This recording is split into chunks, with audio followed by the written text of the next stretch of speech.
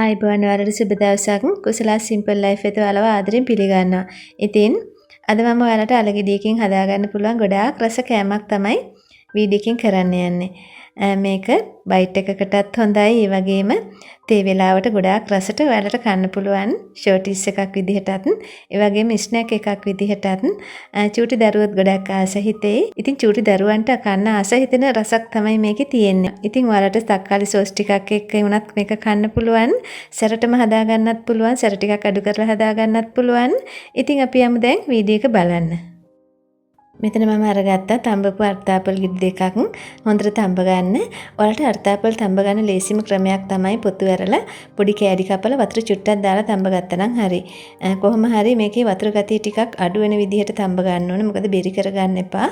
ඊට පස්සේ මේක හොඳට මෑෂ් කරගන්න ඕනේ මේ විදිහට. ඒ කියන්නේ පොඩි කරගන්න ඕනේ.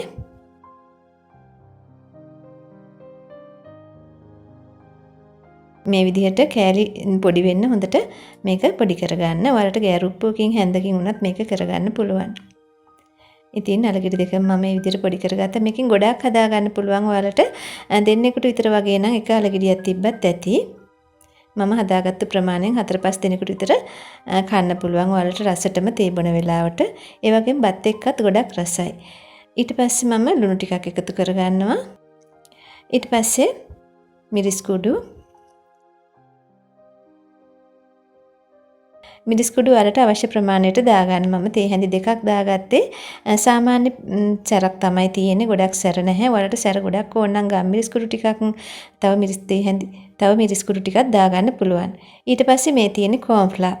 ඉතින් කෝන්ෆ්ලා දාගන්න. කෝන්ෆ්ලා දාගන්න මේකේ ක්‍රිස්පි ගතිය ඇති වෙන ටිකක්. ඒ වගේම මේක අපිට බෝලයක් විදිහට හදා ගන්න ඕනේ.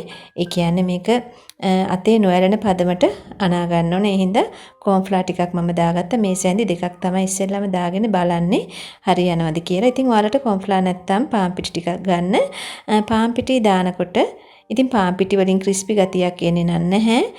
නැතිම නම් පාන් පිටි ටිකක් දාගෙන මේක ඝන කරගන්න. ඊට පස්සේ පොඩක් අතින් බලන්න මේක හරි යනවද කියලා. ඒ කියන්නේ අතේ නොඇලෙන පදමට තිබ්බනම් හරි. හොඳට කලවම් කරගන්න. ලුණු, එතකොට දාගත්ත මිරිස් කුඩු, ඒ සියලුම දේවල් එක කෝන්ෆ්ලා දදා මේ විදිහට ඝනකම් පිටි බෝලයක් වගේ හදා ගන්න ඕනේ. ඉතින් කෝන්ෆ්ලා එක්කම අපිට පාන් පිටිත් එකතු කරගන්න පුළුවන්.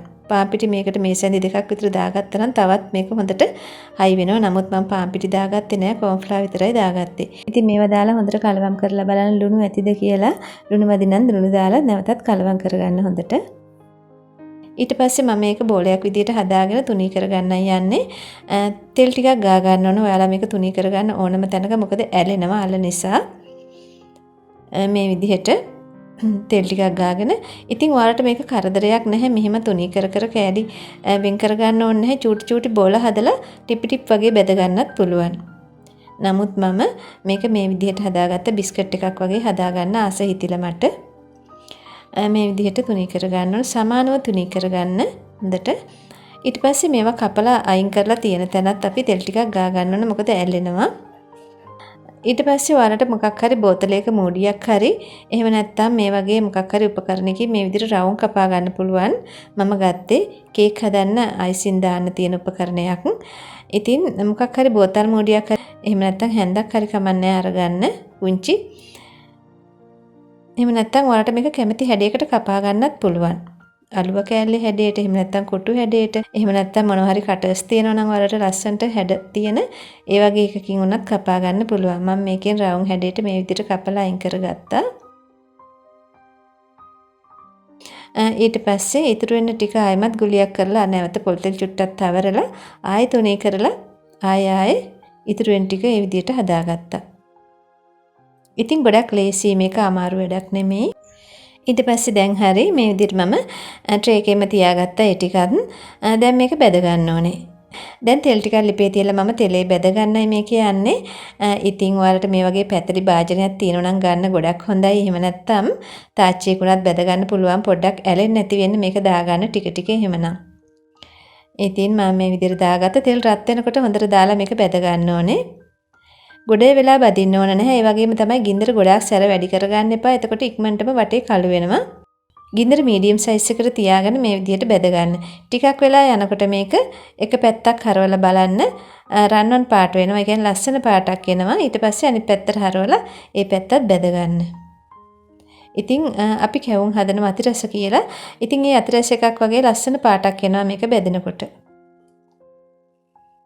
ඊට පස්සේ අනිත් පැත්ත හරවලා ඒ පැත්තත් ඒ පාටට එනකම්ම බෙද ගන්න. මේ විදිහට. ඉතින් ටිකක් වෙලා තියෙනකොට දෙපැත්ත මේ විදිහට බෙදෙනවා ලස්සනට රන්වන් පාට වෙලා. ඊට පස්සේ අයින් කරගන්න. මේ විදිහට තෙල් බේරෙන්න දාගන්න. දාලා තව ටිකක් මං ඒ විදිහටම දාගන්නවා. ඉතින් මේ විදිහට දාලා ඒ ටිකත් බෙද ගන්න. ඊට පස්සේ ඒ විදිහට මම ඔක්කොම ටික බෙදගත්තා.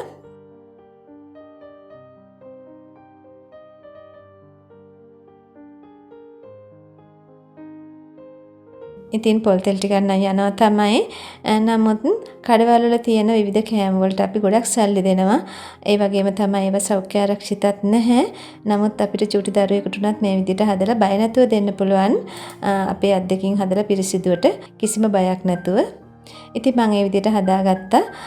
ඔයාලට සෝස් ටිකක් එක්ක උනත් මේක කන්න පුළුවන්. එහෙම නැත්නම් නිකන් උනත් හොඳයි. ඉතින් මේ තක්කාලි සෝස් වලට ගෙදර හදා ගන්නත් පුළුවන්. මම ගොඩක් කලින් වීඩියෝ එකකුත් කළා.